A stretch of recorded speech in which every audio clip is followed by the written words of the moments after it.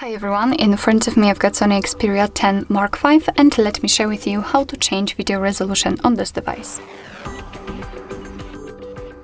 So first of all, let's open the camera app, and here we have to switch to the video mode. Then, unfortunately, we do not have the resolution right here, so let's enter the settings, which are in the right upper corner. And here we've got the video size, which corresponds to the video resolution. After tapping on it, we can pick from 5 different options. We've got Full HD, 2 different options. The only difference is in the frames per second.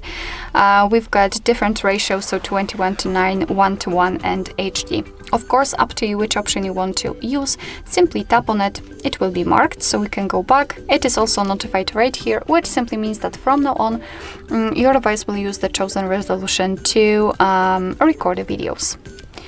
Alright, so that'll be all. Thank you so much for watching. I hope that this video was helpful, and if it was, please hit the subscribe button and leave the thumbs up.